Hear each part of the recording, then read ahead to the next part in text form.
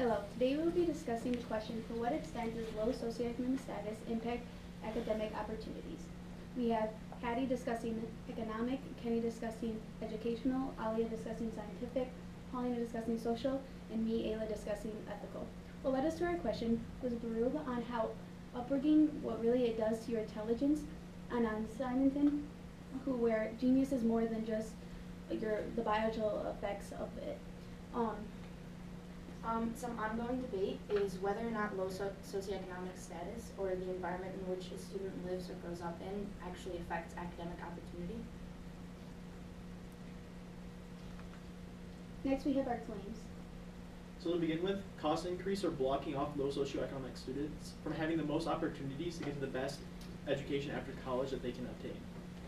Now, for the state of the school and the health and the well-being of a student can be detrimental to their academic performance. Moreover, health factors and a lack of affordable health care to fix them in low SES areas affect a student's overall opportunities within the classroom. Socially, high rates of criminal activity and discrimination between social classes also impact academic opportunities. School environments can affect the negative actions of students, leaving them unavailable to mature to reach their full academic opportunity. Now, our team's solution was to shift the money already existing in No Child Left Behind, which is an act that focuses on individual failing students instead of the student body. For our team solution, it'd be taking that money and instead of just focusing on individuals, was to broaden it up and help the student body as a whole.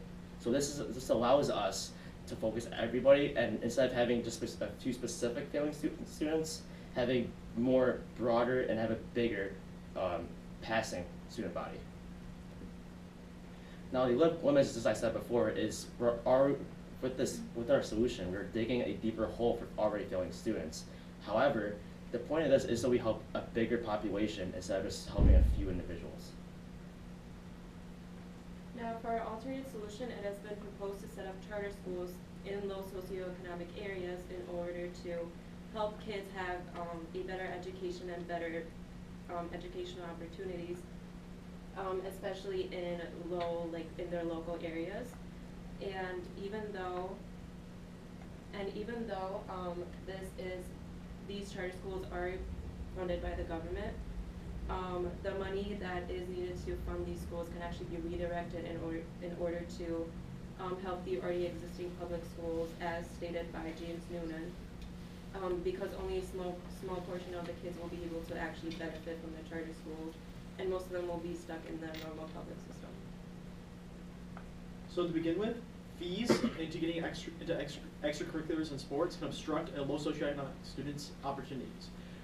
Students nowadays need to participate in clubs and sports to be able to get into top-tier colleges. And as we can see with this image here, households in 2015 to 2016 and the Mott's Children's National Poll on Children's Health, the students with less than $60,000 in income annually reported that 27% of them did not participate due to the cost. And then getting into colleges can be about a lot more than just your academic performance. In a recent study from 2016 due to Harvard's admissions, which was done over a lawsuit, it was found that donating to the college itself increased your chances of getting in by up to 20%. And then along with that, getting into certain fields can require going to specialized colleges, such as dentistry or going into religious studies, such as Wheaton College in Iowa, which is incredibly expensive, but is known for raising great rabbis for the Jewish faith. And then the cost of the semester of college, just as a base, has increased to $12,000 nationwide. So my solution was to focus funding into school clubs and sports from the No Child Left Behind budget, instead of onto just these failing students, so that fees are cheaper and more students can participate. And the other thing was to focus funding from the government into public colleges, so that those with a low socioeconomic status can go to a better public school to get a better education after high school. Now, education, the condition of a school, whether it be poor or dirty, actually affects a student's health. Studies have shown from the Penn State Center for Evaluation and Educational Policy Analysis have shown that schools with less daylight and more dimmer environments, students actually perform worse in those environments compared to students who have a brighter, more daylight atmosphere. Another thing is a study by the U.S. Civil Rights Data Collection from 2013 and 2014 studied limits on how high poverty and low poverty areas actually affect schools. Take for example of the classes that high poverty schools compared to low poverty schools actually offer. Percent of high school physics being offered in high poverty schools is only 43%. Compare that to 99% in low poverty schools. Another is high school calculus, which is a very needed class and a very needed course for academic opportunities. 57% in high poverty areas and 96% in low poverty areas. There come a solution to this. As mentioned before, was to shift the No Child Left Behind budget into improving the state of the school and the overall student body. Another one proposed by Gorski was to work with schools and have parents be more involved in their students' life, and more importantly, their educational life. Another mentioned by Gorski was to teach injustices such as pollution, labor unions, or the ways that a student can be involved to help their communities and improve their community as a whole. Okay. When discussing low socioeconomic status, the impact of economic opportunity and economic factors must be taken into consideration. In a study conducted by Betsy Lozoff, MD, data showed that a high correlation between iron deficiency from birth all the way up to 19 years old was correlated with low academic achievement and low socioeconomic status. She concluded that although you can take iron tablets to try and reverse this damage, the damage was never fully corrected, and the cost of these tablets would be much higher than what someone in a low socioeconomic status can afford. Therefore, the damaging effects of low iron deficiency on one's academic performance would continue throughout childhood, therefore affecting their opportunities at a job, at college, or anything post-high school. In this graph, it shows exactly what I explained, the trend between middle SES and low SES, the white squares and the circular squares. And then academic opportunity between the black squares, which would be middle SES, or academic achievement, and low socioeconomic status and their academic achievement. Moreover, families in low SES show signs of undiagnosed mental disorders, which can only be treated through therapy or medicinal ways. However, economic factors lead into these, with therapy costing upwards of $75 to $100 per session. According to Richard A. Meek, PhD in psychology, families with undiagnosed mental disorders were commonly found more in low SES than in high SES. You can see here the percent uninsured had such a higher rate with the red line, which is low SES, than with the green line, which was regular families in a higher socioeconomic status. Also, high cortisol levels, which are usually stress-induced, causing fatigue, and sometimes even leading into depression and anxiety, can affect a student with no cure because, again, they have no money or not enough money in order to consider therapy or medicine or even knowing that they have this symptom. So one solution I proposed was more recess time growing up, because although it doesn't completely solve every issue, it is a low budget because it doesn't require a lot of money to increase the amount of time you spend, let's say, at recess in elementary school. And it has been known by a study by the American Academy of Pediatrics to improve quality of life with ages ranging throughout all age ranges. Now, socially criminal activity has actually been a huge impact on academic opportunities, especially as researched by Christopher Wilmer that low socioeconomic areas tend to have very high criminal rates. And this is causing kids to really involve in gang-related and robbery type offenses, and it's causing them to have a low importance of education in their home life. And this has even been proven by the U.S. Department of Education that students are twice as likely to drop out of high school in low socioeconomic areas than high income areas. And this can even be proven by this graph here, seeing that places like Detroit, Michigan have a higher crime rate than places such as Kansas City, Missouri, and they have very different socioeconomic statuses.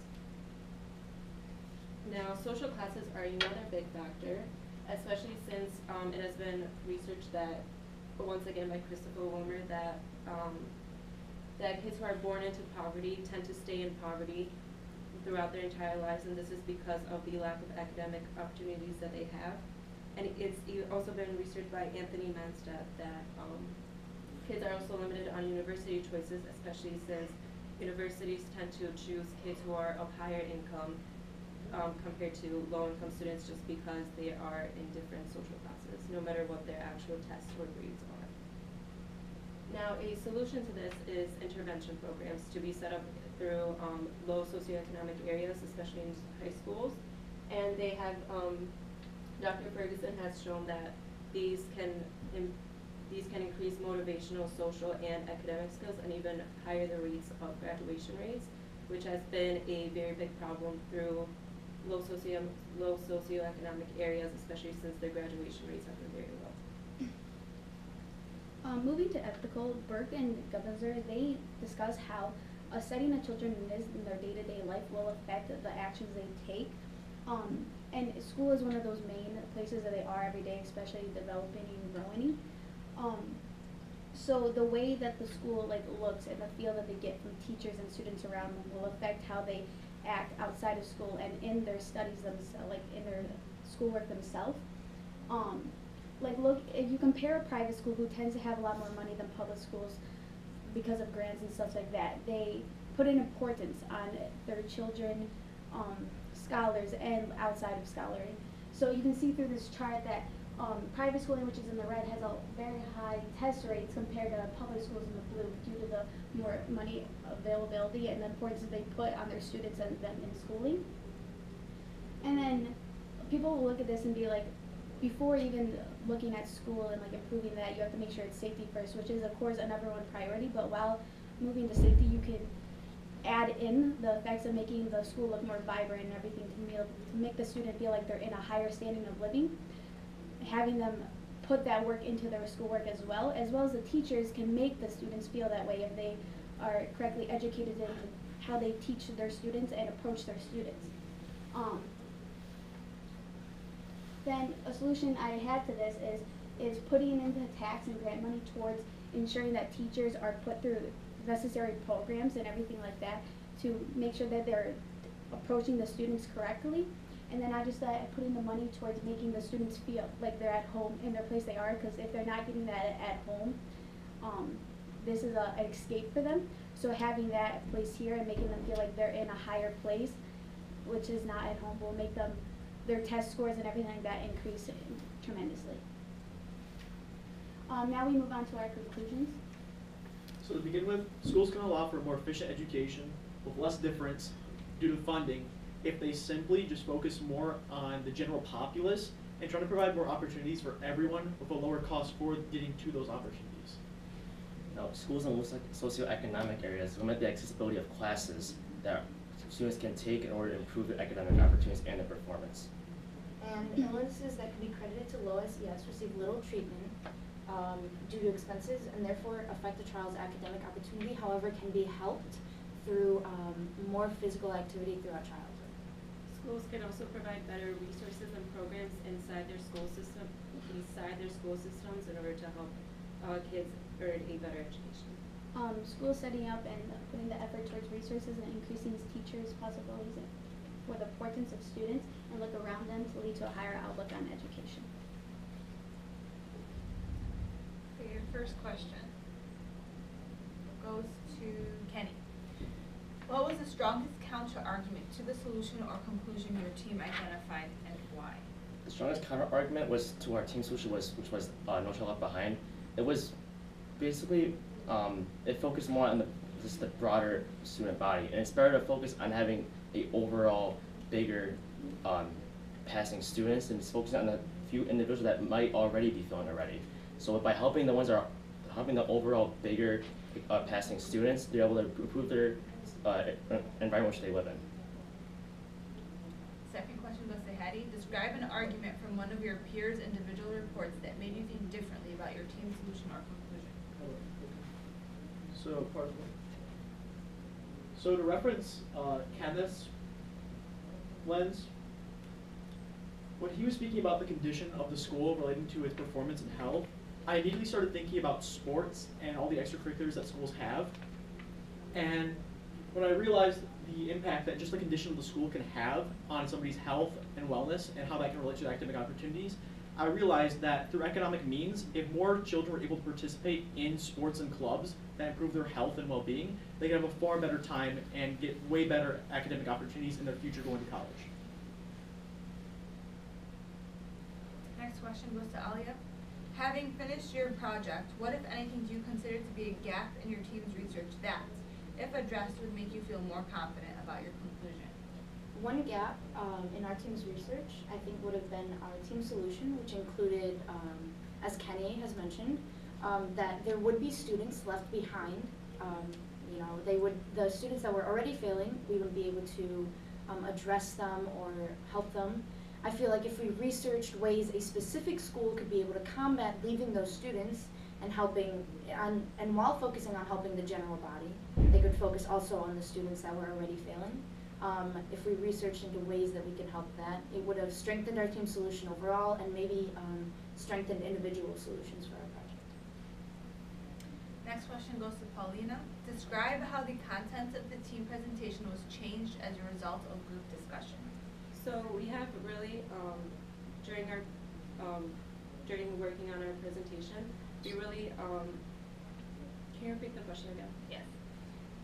Describe how the content of the team presentation was changed as a result of group discussion. So we really wanted to talk about and kind of include all of our perspectives, but we really were only about, all of our perspectives, we really focused in more on the educational and economic points, and we really, over time, we wanted to kind of incorporate also the scientific with mental disorders and also mind, social, and also the ethical perspectives all into our team solution, so it really progressed over time. Next question goes to Ayla. In the future, what change would you make to your group norms and how would you expect that to improve the team presentation? In the future, I think we could discuss better